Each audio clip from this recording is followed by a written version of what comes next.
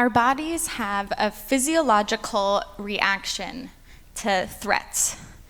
In the state of fight, fight, or freeze, the body kicks into survival mode. In moments when anger is triggered, the brain signals to the body's involuntary response system to start pumping adrenaline, and this causes the blood to pump faster, smaller airways in our lungs open up, causing shorter breaths. And this is all to say that, whether we like it or not, there is within humans a primitive instinct to fight, to act on the emotion of anger. Even if violence contradicts our moral beliefs, this urge to harm is deeply ingrained in the body. And of course, unlike other animals, humans have the capacity for rational thought, but that doesn't mean we are not influenced by our primitive instincts. Anger is an emotion that people feel they should stay away from. Anger is stigmatized and is often judged within others, within ourselves. If we feel anger or rage, there is a real fear of succumbing to destructive impulses. What if we lash out? What if we hurt other people? These fears come from a place of truth. Makes sense. We're in this world filled with destructive actions fueled by anger. Whether in our families, in the news, in the government, we see it everywhere. And of course, what still remains at the top of our minds is the violence and terror that happened on October 7th, a massacre fueled by destructive anger. And of course, we continue to see the manifestation of intense rage in this ongoing and deadly war. The lethal behaviors instigated by anger are all around us. No wonder anger is stigmatized. We experience the damaging outcomes of behaviors spurred by anger constantly, and some even become traumatized by it.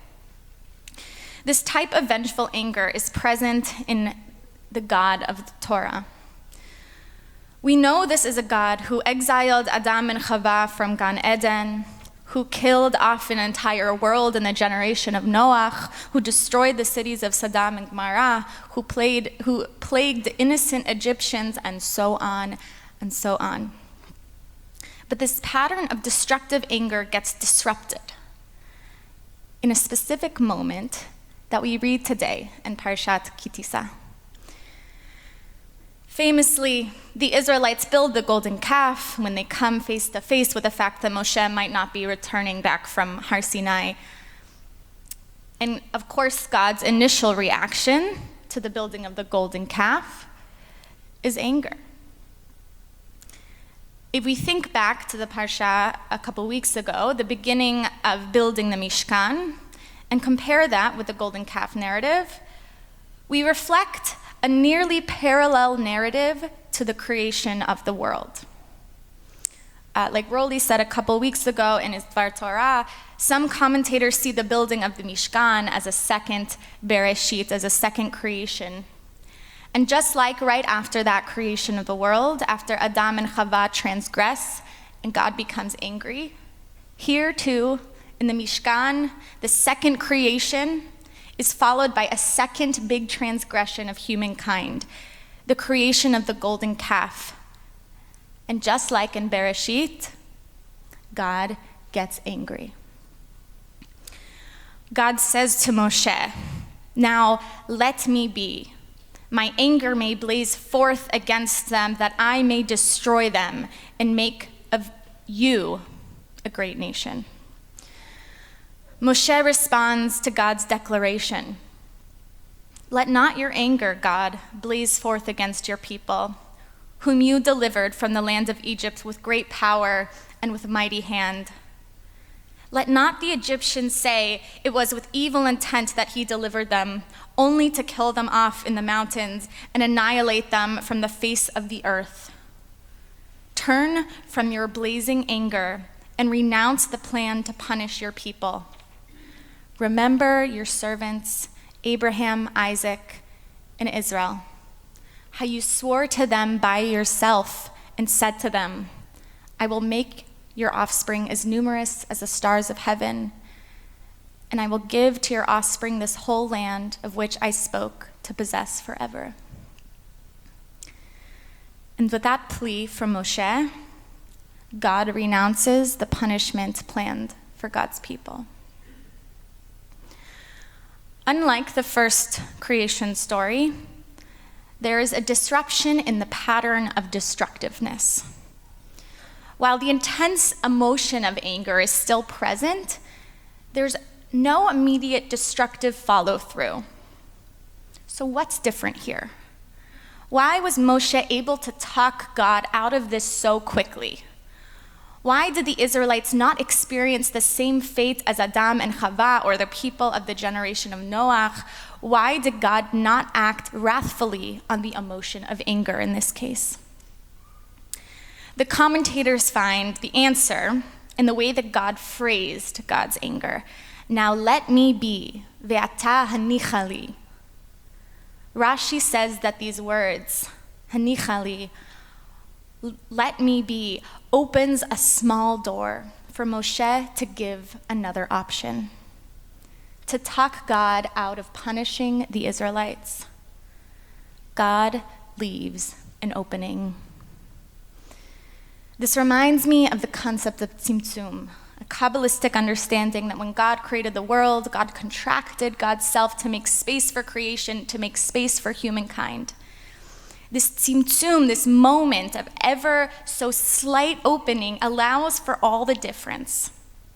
It is this moment when God uses the words, now let me be ata hanichali, that the pattern of wrathful behavior is disrupted.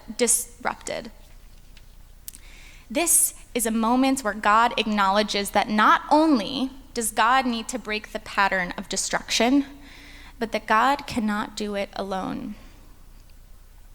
In the Talmud and Brachot, Rabbi Abahu said that if these three words were not written, now let me be, ata hanichali, the fate of the Israelites would have been different. It says, Moshe grabbed the Holy One, blessed be he, as a person who grabs his friend by his garment would, and said before him, Master of the universe, I will not leave you until you forgive and pardon them. The smallest opening, the tiniest cue from these three words open up this space for Moshe to be let in. Rabbi Aviva Zornberg interprets this moment as God asking for freedom. Instead, God means the opposite. Do not let me be. Help me. At this moment, God is strengthening and healing the relationship with humankind. God is discovering the reason for creating human beings, and it is not until this parsha where God leaves room for humankind to help. One might think, why is it so hard for God to leave this opening? Should we really be impressed that God only opened this little bit, barely explicit by God's words? But I think this tiny opening is enormous.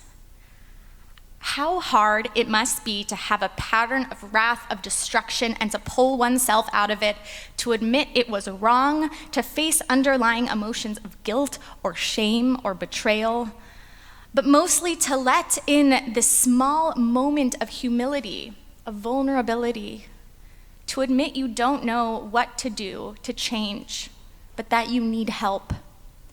And how incredible is it that God is the one asking for help and that humankind can be there.